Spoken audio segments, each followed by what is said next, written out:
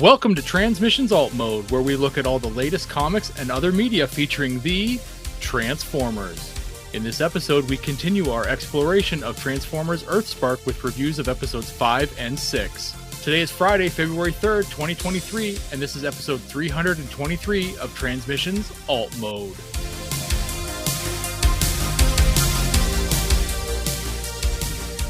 Welcome to Transmissions Alt Mode, the podcast that's learning a lot about different cultures through kids' cartoons. I'm your host, Charles, aka Big C, and I'm joined by the excellent Transmissions team. Jeremy, aka Yakko. Hello, how are you doing? And Daryl, the Cybertronian Beast. Giddy up. Let's talk Transformers. As always, we start the show by thanking our Donatreons, those lovely people who support us on Patreon and PayPal. Thank you all so much for your continued support. It really helps us out. It keeps the show going. And we couldn't do this without you. If you are not a Donatron and would like to become one, just go to transmissionspodcast.com/support. That's where you can sign up. You do get some perks for becoming a member. You get to watch the show live as we record it. If you would like to, the Sunday before the shows go up. We get lots of bonus content that we put out for everyone to listen to and watch. And even at the higher levels, you can get some merchandise if you're interested in some additional Transmissions merchandise. So this week we do have another bonus episode of our awesome Big Bot Transformer show. We like big bots, and that's starring Mr. Daryl and Dr. Pants. Does Dr. Pants outrank you? I mean, he does. Well, I mean, he does have a degree in pants. I should give myself a royal title. That way I can be His Majesty's Cybertronian Beast. Lord Baron Beast. Yeah, there you go. Baron That Von outranks a Beast. doctor. And I don't have to go to medical school for that. Or multiple years of university. Well, do you want to tell us what's going on with this week's We Like Big Bots? It's already available for our Donatrons, so they can't already That's have right. access to it. So you want to give us a teaser? Maybe it'll entice some people to sign up? Yeah, I mean, this was a hell of a show. We had a good time with this one. I teased it on Wednesday, so you guys, if you're able to watch it or get to it, this was one that we wanted to do and we were waiting to do for a while because we needed people to get their figures in so they could relate to us talking about Victory Saber. We both had a bunch of Victory Sabers to talk about, and it's a big ass bot. So we wanted to really get into there and talk about it for a bit. And Dr. Pants and I really had a good time dissecting the different Victory Sabers. We didn't get into any of the QC problems or anything like that. We just wanted to celebrate the fact that Victory Saber had been done. And then we wanted to talk about all the other ones that we owned, and we owned quite a bit. So yeah, it was a really cool discussion, really fun, and a lot of people out there should be able to relate because it's a very new figure for a lot of people, and a lot of the community bought in on the most recent HasLab projects. So Victory Saber is the most recent one, episode 10, and it's available for all of our Donatreons. Awesome.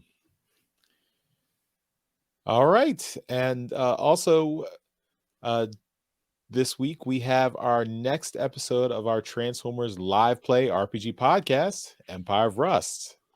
This is episode 94, Docking Bay 94. So it's available on the main Empire of Rust feed. That's at transmissionspodcast.com/rust. So it's been up since Monday, so everyone should have access and can listen to it as right now. It's in the feed. Next week, we'll have episode 95 going up for Donatrons, the early bonus uncut version of episode 95 will be up next week, starting Monday. and that will be only exclusively for Donatrons. And then the following week, we'll have the regular version of episode 95 up. So got that to look forward to after this weekend. One last little tidbit. This week, I was on the Toycast podcast. That's on the Geekcast Radio Network with TFG1 Mike, talking about my toy origins. So how did I get into toys as a kid back in the 80s? Do I still collect toys now? Lots of questions. Went through a gauntlet with TFG1 Mike. It was a fun time, and we had fun on that podcast. Thanks to TFG1 Mike for having me on.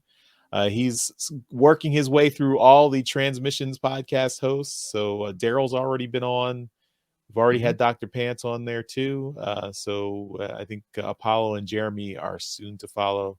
Mike, our Mike was also on with TFG1 Mike as well. So let's hope I'm not that one last figure that's in the final wave that never gets released.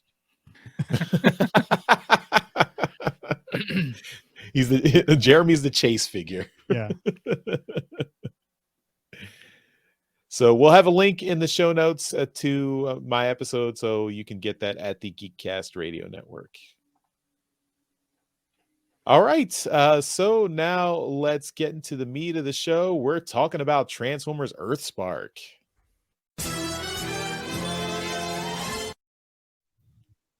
So first up, before we get into the episode reviews, Jeremy, you found an interesting item on the voice of Optimus Prime for this series, Mr. Alan Tudyk. Yeah, he was interviewed for the February issue of SFX magazine, which has just come out. And in this interview, they asked him about his role as Optimus Prime, and specifically what he was thinking when he found out he was going to be a part of the Transformers franchise, to which he reminded them he was in this movie called Dark of the Moon. But he said when he read the email about being Optimus Prime, all he read was Prime, and he was like, yeah, I mean, I was in Dark of the Moon and there was another Prime in that movie. So yeah, I could be Optometrist Prime or Amazon Prime or something. And it's funny, he just went through some things like that. But then when he went in to actually read the script and stuff, and he realized it was Optimus Prime, he kind of freaked out a little bit. So I thought that was cool, and shows he is treating the role with respect, and he just never thought he would be one of the few people that have played that character. But he really loves the story of the series, and kind of the gray areas of the characters. It's not just the normal or the classic good versus evil. There's a lot of gray there. So it was it's really cool just seeing his take on playing that character. Cool. All right. And we'll have a link to that in the show notes if you want to check out that interview. And now let's get into our reviews. So we're going to start off with episode 5, that is Classified.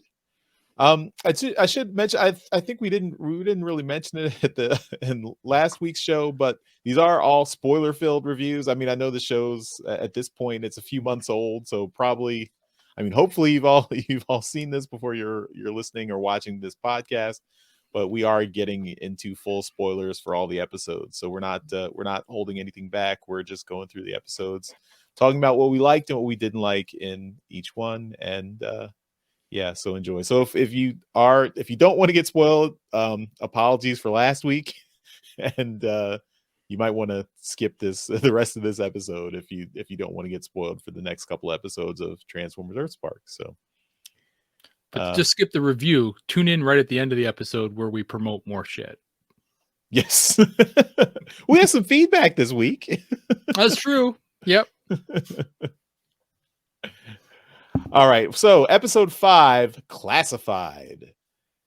So this episode, we are delving more into G.H.O.S.T, the mysterious organization that is in charge of human Cybertronian relations on Earth.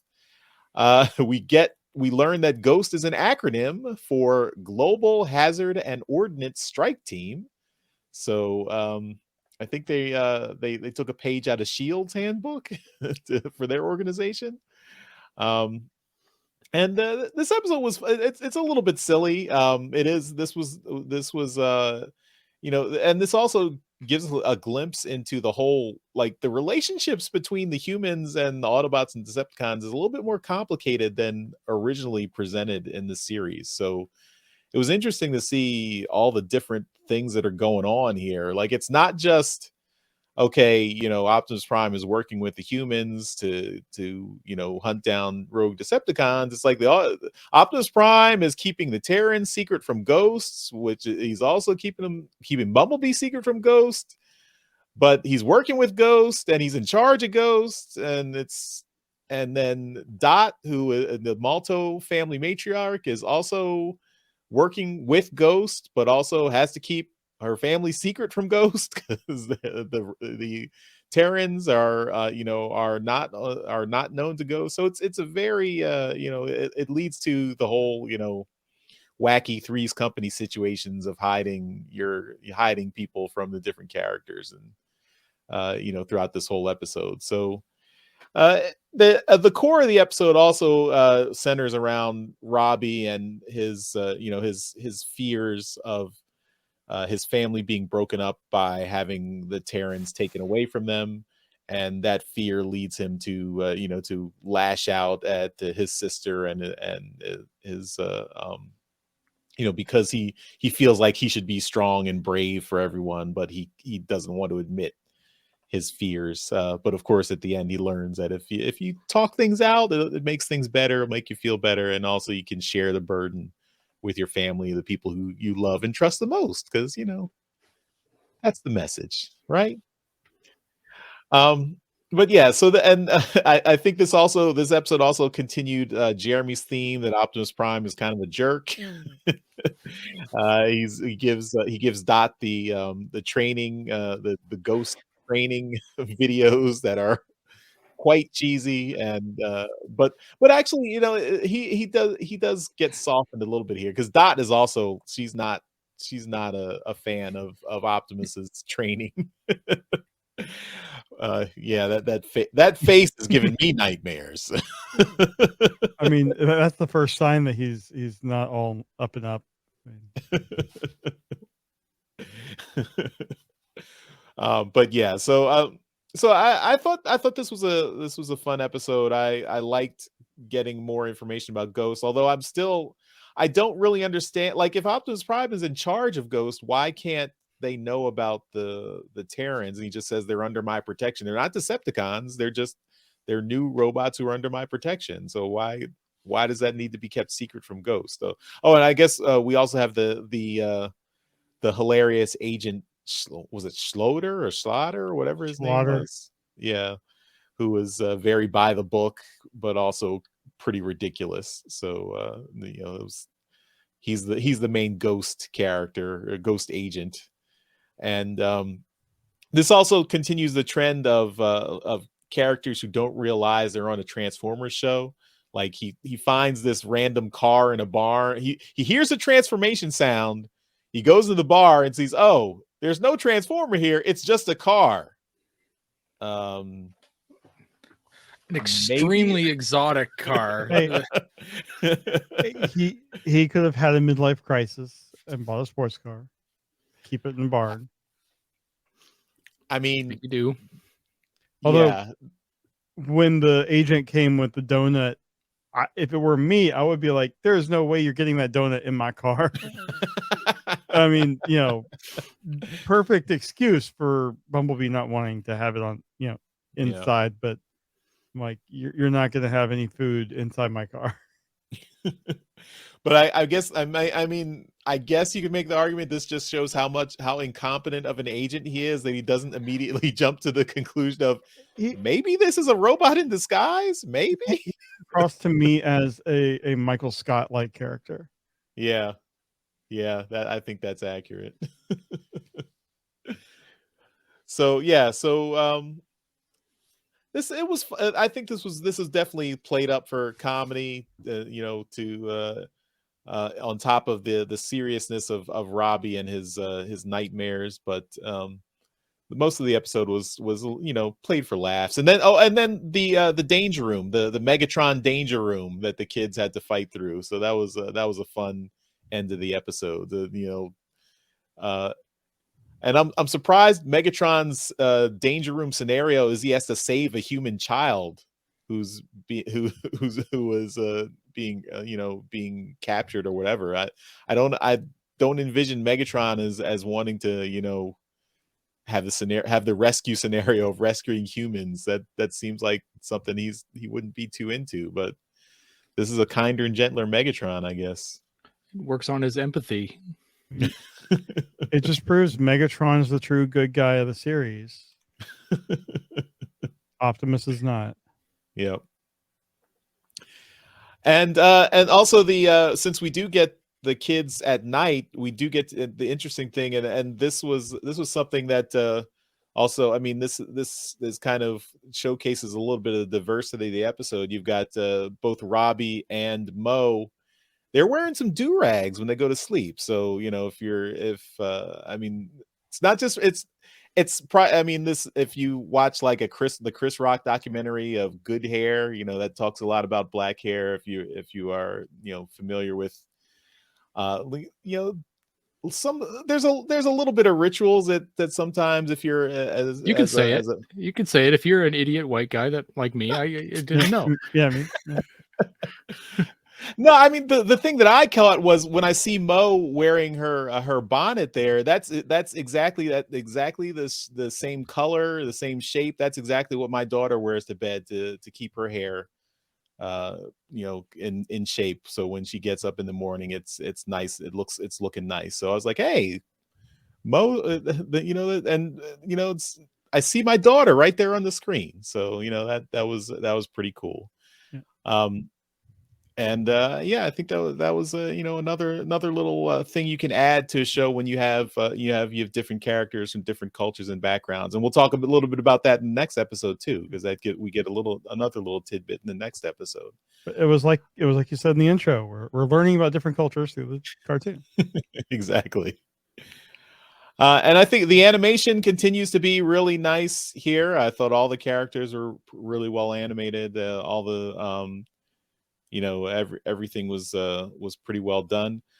One thing though I do want to mention, like all the human characters look pretty reasonably proportioned, although I will say in particular Mo, like her character model seems just a little bit more like anime proportion than everyone else. Like her face and her eyes are like huge. Like if you see Robbie and Mo like face to face, Mo's eyes look like huge anime eyes, where every other human on the show has like pretty normal like human proportions that you see it, that looks, pretty unremarkable. But it's just looks weird to me that Mo's kind of proportions are a little bit more anime-esque, and I don't know, that kind of adds to it's a little bit jarring when you see her next to other characters in the show. But yeah, I can't get over the fact that she speaks so maturely. I mean, I don't think I know any kid in that age range that I mean, what's Robbie? Robbie's got to be what, 10, 11? So something like that. Mo's got to be 7, 8. I don't think I know any kid who speaks as well as Mo does. I don't know. I mean, my kid speaks very similar to Mo. When I met Alex at TFCon, I was impressed with his eloquence. So I can see that happening. He knows a lot of words, and he uses them uses up his full quota of words every day. So. But I mean, it's not super common, but some kids. I mean, I'm glad they don't have them trying to do slang and stuff. I mean, I think that would probably rub people the wrong way, and it wouldn't come off well. I think they're doing, in terms of kid characters and Transformer cartoons, I think these are on the better end of the characters we've gotten. Mm-hmm. Yep. Yeah, so those are I guess those are my thoughts. So maybe I'll pass it over to Jeremy. What did you think of this episode? I did enjoy this, and it, like you said, it does encourage, or it keeps feeding my theory that there's something up with Optimus Prime. And looking at the Ghost logo, it just, it looks more sinister to me now than, I'm trying to find a good clean picture of it. There. Whoops. I'm gonna show this here. It just, it looks, it reminds me of Strika's face. Yeah, I can see that. I'm wondering if there's something more to that, since I haven't seen past the episodes we're reviewing here yet. And I don't know.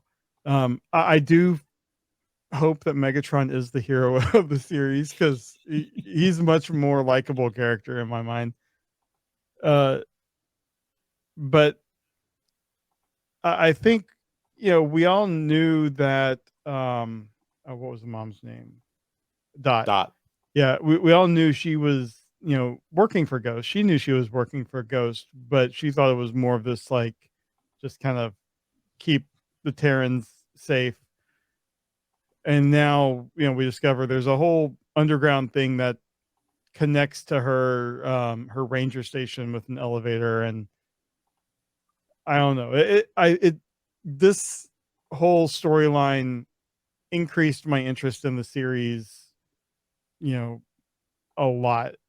Just like the two episodes we reviewed last time, they just, they were good enough for what they were, but didn't really pique my interest to just kind of keep going on my own to finish the series outside of what we have to do for the podcast. But this did, and the Ghost storyline really interests me. I really enjoyed seeing that, and especially kind of at the end where, I'm trying to find that, where Optimus was driving them out of the base here, and they're passing all of the Decepticons that were captured. Mm-hmm. And Dot didn't realize that, and Optimus is talking about the compromises that they've had to make. And this is an Optimus that has had to kind of play in the gray area. So that's, it was surprising to Dot, and I think it's surprising to a lot of people watching this. Maybe not me, because I figured it was a jerk. But no, but it was, it's really helping deepen the characters in my mind. So I think this was a really enjoyable episode, and I love the little brief look at Teletran 1 that we got. That was a nice little Easter egg. So yeah, this was a good one. Yeah, and but I also wonder, like, that's also raised the question: what is the legal status of Decepticons these days? Like, why is it bad that the Decepticons are in a holding facility? Like, I thought if they're Decepticon criminals, why wouldn't they be in jail? Like, Right. are they? Is Ghost a secret jail? So they should be just like in regular regular Cybertronian jail that. And they get, like, a couple months sentence and get released or something. I mean, I guess I'm curious as to what, like, and like, is Dot, like, saying that, like, I guess from the previous episode we see Dot is like, she's saying, Decepticons are fine as long as they are not causing trouble. Yeah.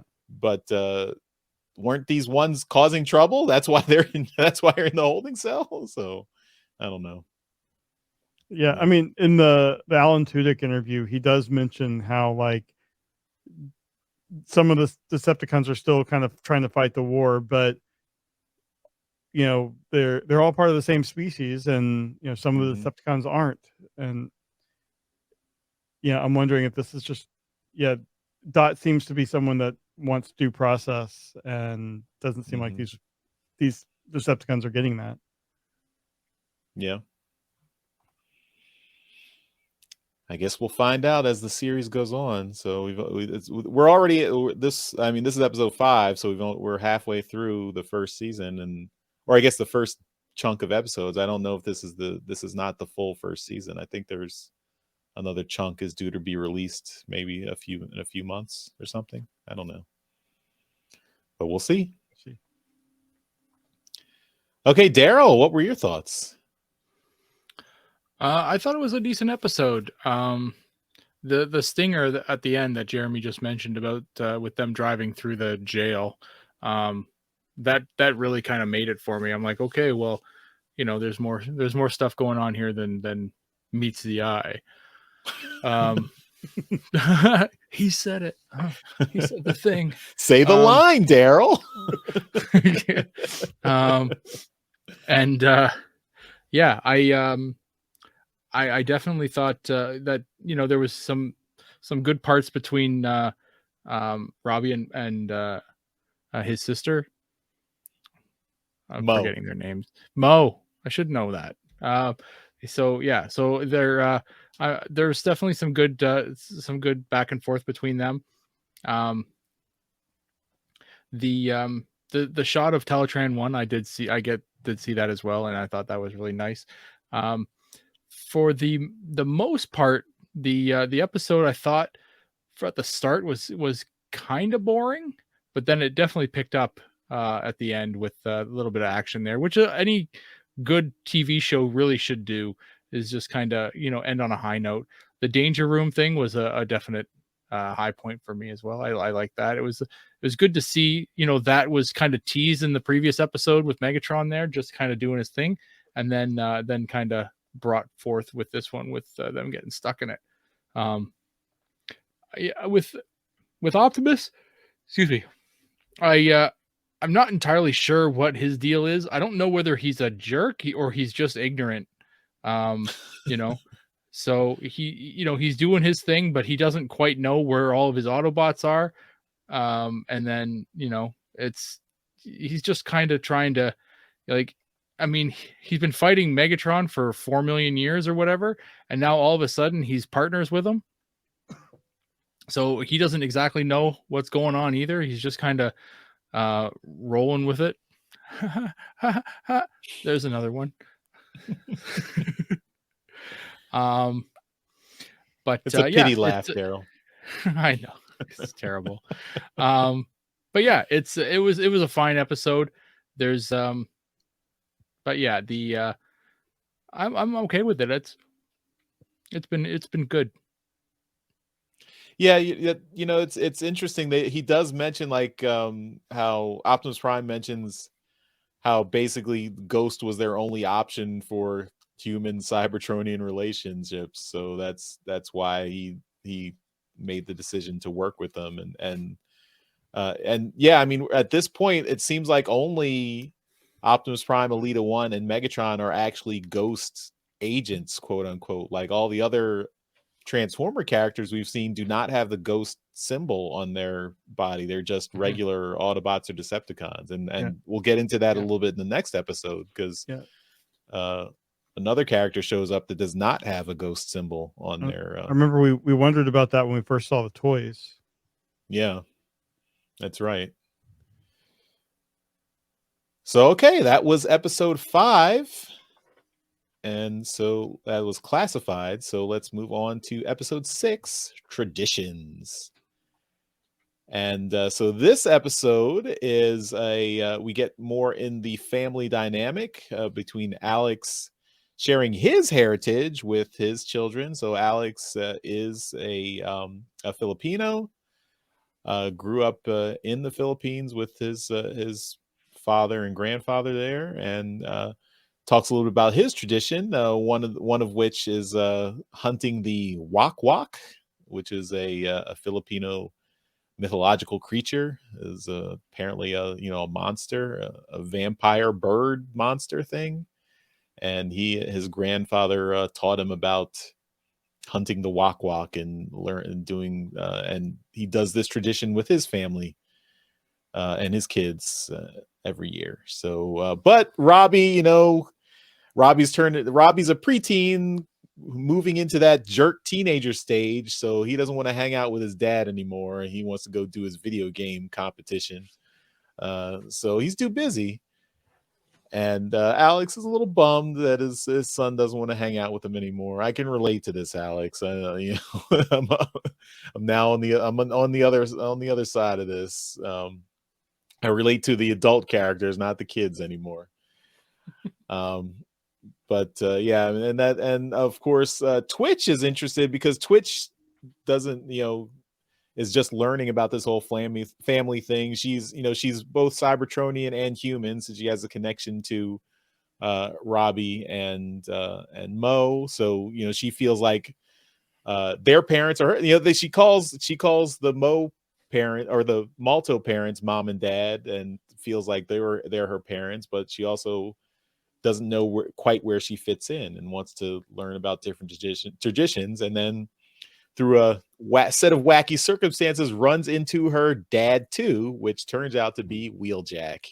So we get Wheeljack coming into this episode. Of course, it was mentioned way back in episode 1 that Wheeljack was the one who created the drones that Twitch modeled her alt mode after. So that leads to Wheeljack discovering her, thinking initially again. Now this, I really think Wheeljack has no excuse here. Wheeljack runs into Twitch in her drone mode and immediately thinks, "Oh, my drone gained sentience and its AI came to life." He doesn't think, "Oh, maybe this is a Cybertronian in disguise." He immediately thinks, "Oh, my drone came to life." Wheeljack, I mean, you're a scientist, man. you couldn't have thought there was an alternate conclusion there.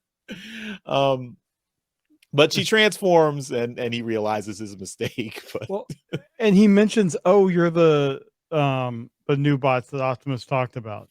yeah, and he knew about that. He knew about that ahead of time. Come on, man. Now, Wheeljack is not Michael Scott. Wheeljack should really know better. and he should know, like, yeah, things are not always what they seem.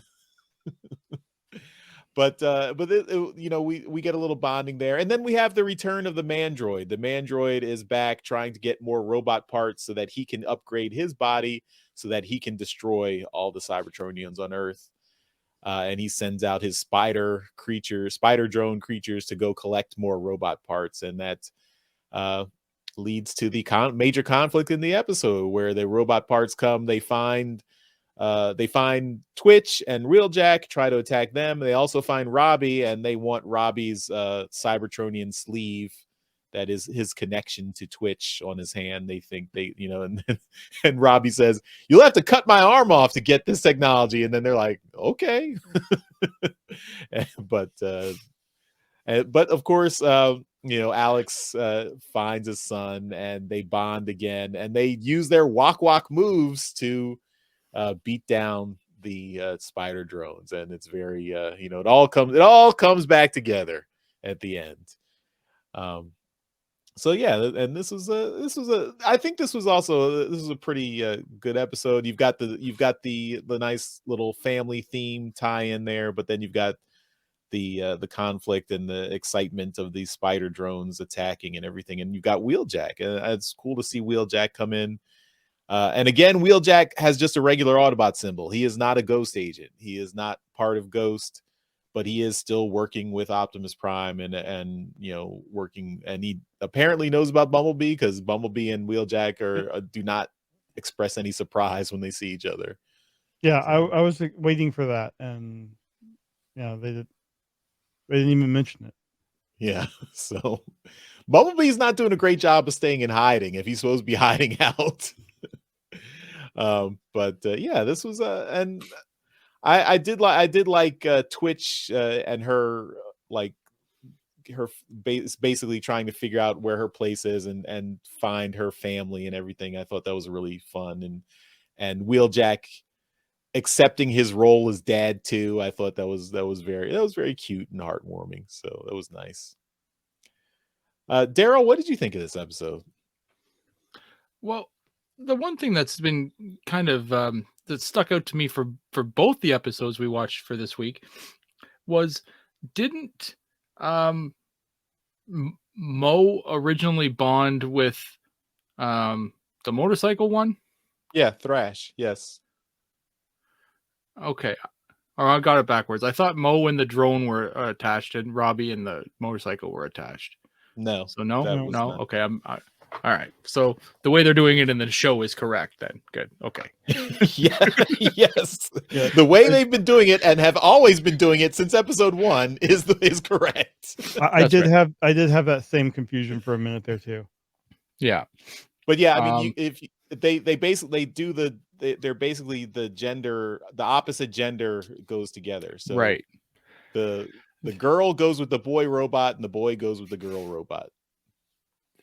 Because they've got the brother sister dynamic there. I still can never remember what name goes with what. Yeah, I'm right there with you. I don't know what's going on. The other one was, and I was gonna make the comment, they did touch on it later, but Robbie seemed to be in danger for most of the episode. He was running away, he was scared and whatnot, and only until the end of the episode did Twitch kind of clue in. And I thought the sleeve thing was supposed to kind of keep them like binary bonded kind of thing, and so that Twitch would feel what he feels. And if he was scared shitless, then Twitch would be like, Robbie's in trouble, I gotta go. And she did at the very end, but the whole episode he was kind of scared, and it wasn't until the very end that she maybe he was out of range. I mean, there was another point where when like Wheeljack shot her with the EMP, I was expecting him to react to her going offline for a minute. Mm-hmm. Yeah.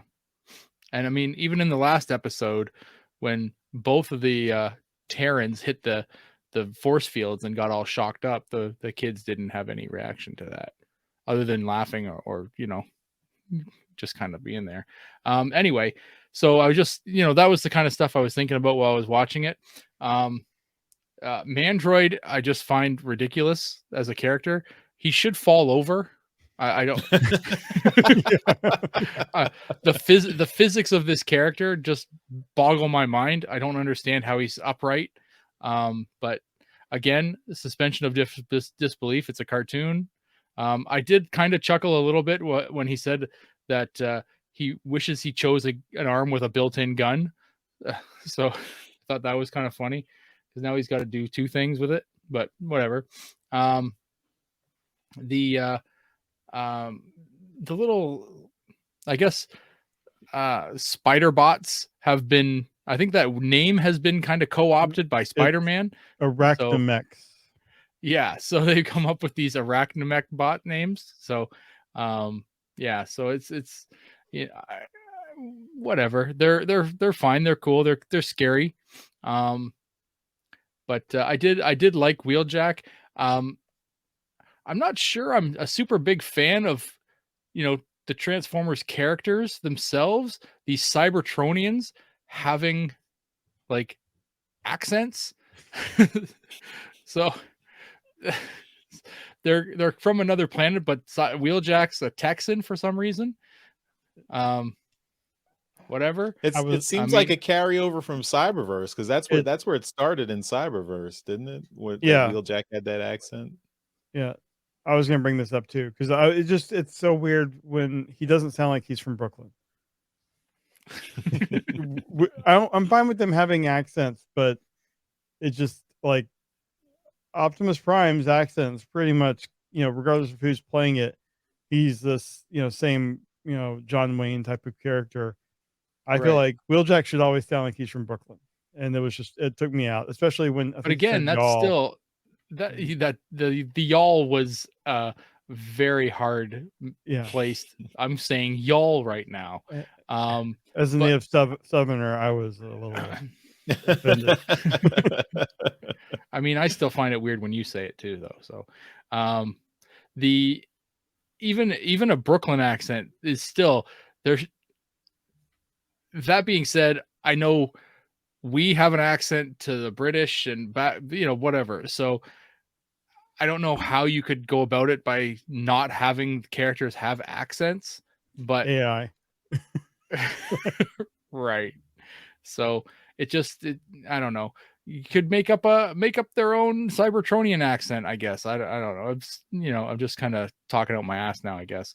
But it's just having that hard Texas accent here was just kind of threw me for Wheeljack. Yeah, but it is what it is. I did like seeing him in there. It's a different design for him. I liked his the head sculpt they gave him. Sure, we've seen it in a toy or some kind of render at this point, but it was nice to see him. And he does also do the retractable face mask, so that seems to be a thing. And the carryover from Prime, we're seeing it on the screen here, is the Fu Manchu mustachy thing going on, the goatee going on. But I like it. It's his thing now, so yeah, it's nice. And he's got the mohawk. So, and that is Wheeljack, the G1 toy, had a kind of like this weird 3-way mohawk on his head. So that's kind of an original thing. So you can kind of see the darker ones on the side there. Yeah. But I really would wish that his ears would flash when he spoke. I think that would be a nice little touch, but whatever. Yeah, but the interactions between Wheeljack and Twitch were great. You could see that she was really kind of reaching for this father figure from Wheeljack, and he just didn't give a shit at the time. He's just so interested in studying the mechs, and then finally he kind of clued in, like, okay, yeah, I see what's going on, and then yeah, so it's fine. It was a good episode. It was kind of fun. And all our Filipino listeners out there, I hope you guys got a little spotlight in this episode with the Filipino culture getting a little bit of a, at least folklore getting a little bit of a shout out there. So I thought that was interesting. Like, it's also, shows how like the family is pretty. It's interesting how you've got Filipino father and a black mother, and it's a blended family, so that's pretty cool. So I liked how when he started talking about, was it the Wick-Wack or Whack-Wack? Wak-Wak, yeah. Whack-Wack. Sorry. But then Bumblebee was like, I know about that. I spent some time in the Philippines doing drag races and stuff. And, we've come already a long way from when Alex was just annoying Bumblebee with all of his like overbearing fanness, to now they're able to connect on some common level, and Bumblebee actually has some respect for him. And I think that really worked well. And I'm interested to see where this is going to go. Yeah, the whole like with Alex teaching him how to shoot hoops and everything, and that was it was neat to see them bonding over that, and the shared Filipino heritage and everything. Yeah, I guess Bumblebee's been all around the world since he's been in hiding. So I guess he spent some time in the Philippines. Yeah. So, and now we have another basketball reference in Transformer cartoon. I don't care who you are. If you could be LeBron James, you're not making that shot from where he did on that. Alex Malto shooting from that far away without like throwing it, like baseball throwing the ball, like just tossing it up like that. You're not making that shot. That's a half court shot at least. It's a cartoon. It's okay. At least the physics are all off, Charles. You're a doctor. Be more upset.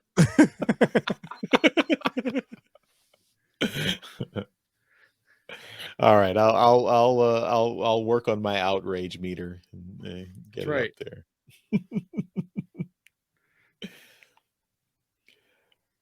All right. So I think everyone got a chance to say something. Yeah, I mean, Right? So Daryl took most of the points I was going to make anyway. But You did it on the first episode, so there you okay, go. fine. We share a brain apparently. Yeah. Yeah, but I think the last episode was more enjoyable to me than this one. But this one was a lot of fun. I love seeing Wheeljack in any show. He's always a fun character, and the colors really popped on his design. I really liked that.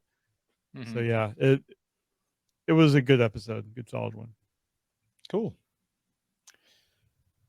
Okay, well, that's our review of episode 6, Traditions. And that will take us to another tradition on Transmissions. We're going to talk about some feedback.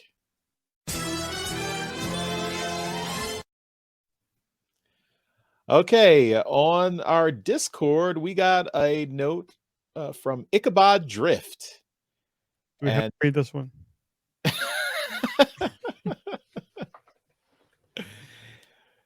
It's for Daryl. It's Yeah. yeah. So Ichabod Drift says, Daryl, after your wonderful take on my dude Swindle on alt mode, this Beast Wars cartoon fan will not join in on Charles and Jeremy's peer pressuring of you to watch it. Swindle really kind of stood apart from the other Combaticons, even in several G1 episodes, but you're spot on.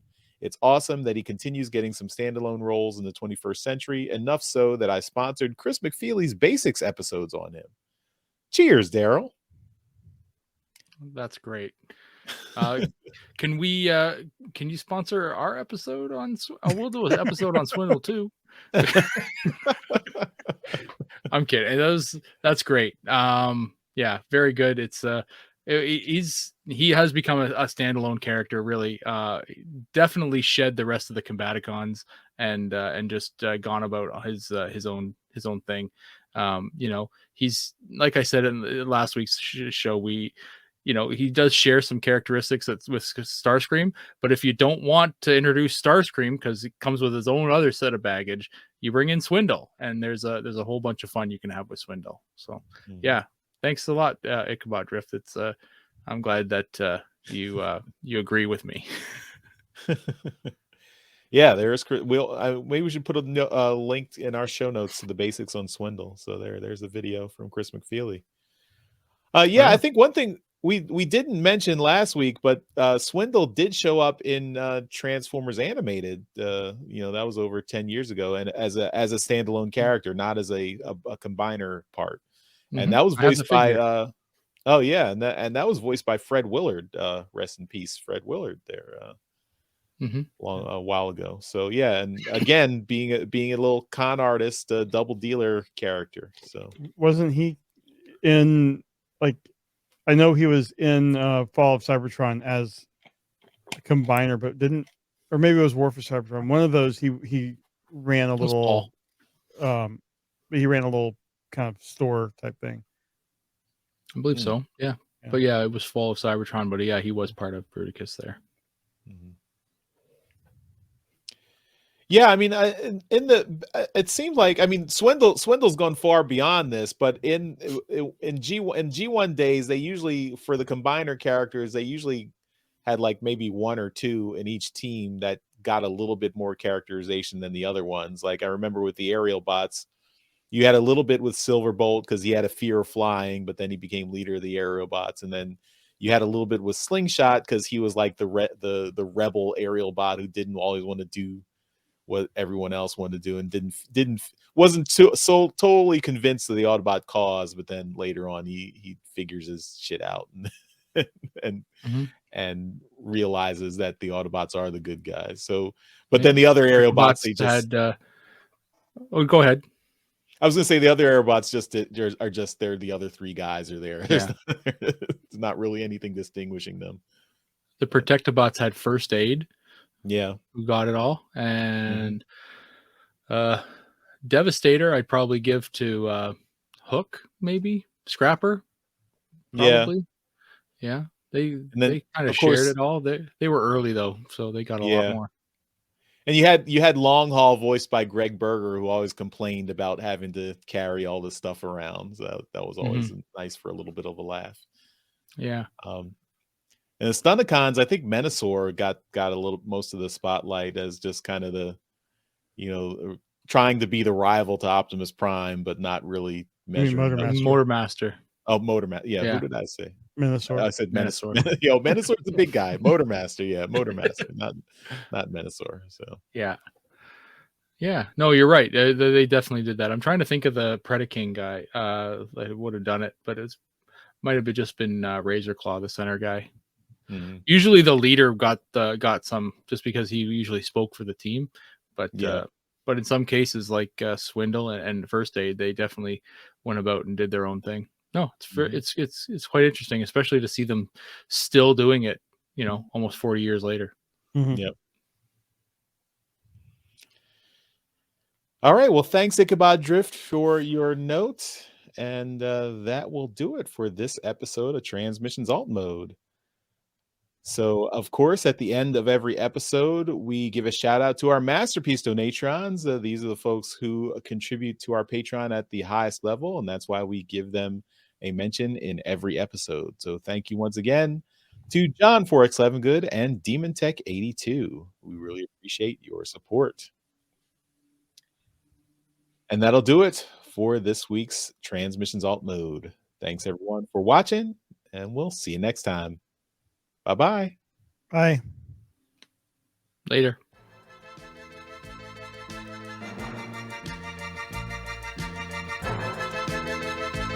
Thank you for listening to this episode of Transmissions. If you'd like to join the conversation, travel to our Discord channel at transmissionspodcast.com/Discord. Want some cool transmission swag? Feast your eyes on our transmissions gear at transmissionspodcast.com/shop. If you'd like to support our podcast, go to transmissionspodcast.com/support or tell your friends about our show. We'll see you next time.